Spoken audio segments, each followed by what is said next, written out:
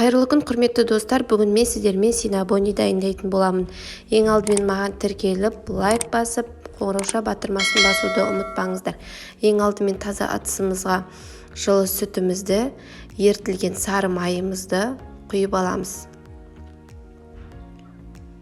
Содан кейін бір жұмыртқамызды жарып, жақсылап араластырып аламыз.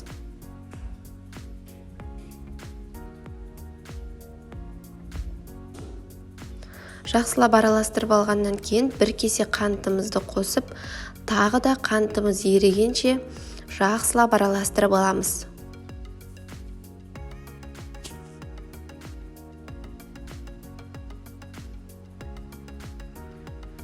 Содан кейін бір ас қасық дрожжымызды, мөлшерінше тұзымызды салып аламыз.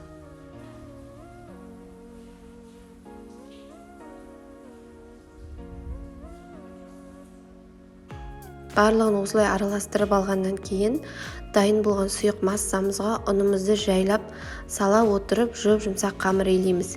Ең алдымен осылай қасықтың немесе вилканың көмегімен араластырып алсаңыздар болады.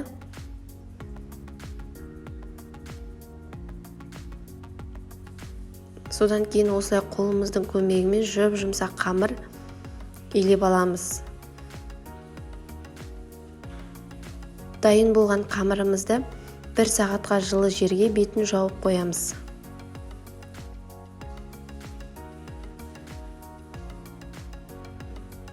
Бізде 1 сағаттан кейін қамырымыз осылай жақсы көтерілуі қажет.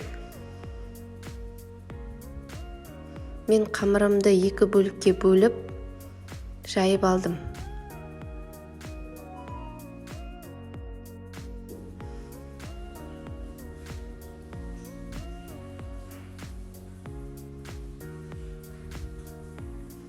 Осылай дөңгелек етіп жайылған қамырдың үстіне сұйық майымызды барлық жеріне қолымыздың көмегімен жағып аламыз.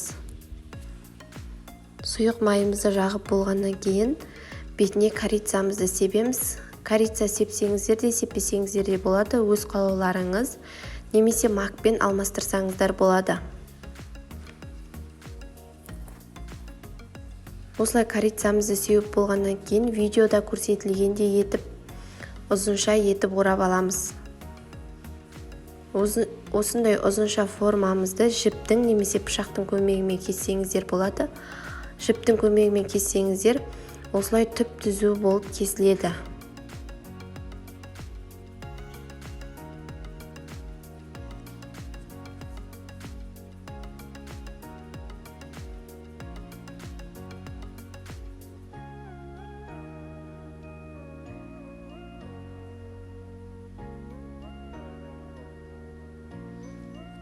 Менен 2 қамырдан осынша Cinnabon шықты. Дайын болған Cinnabonды 180 градуста 20-25 минутта пеште пісіріп аламыз. Осылай қызарып піскен Cinnabonның үстіне сметана мен қантымызды араластырып жағып шығамыз.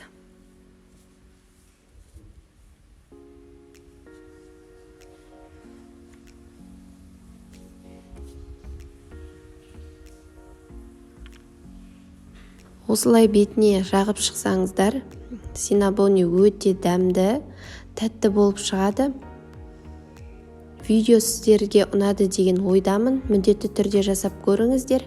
Сіздермен болған Карина, баршаңызға ас болсын. Видео ұнаса, маған тіркеліп, лайк басып, комментарий жазуды ұмытпаңыздар.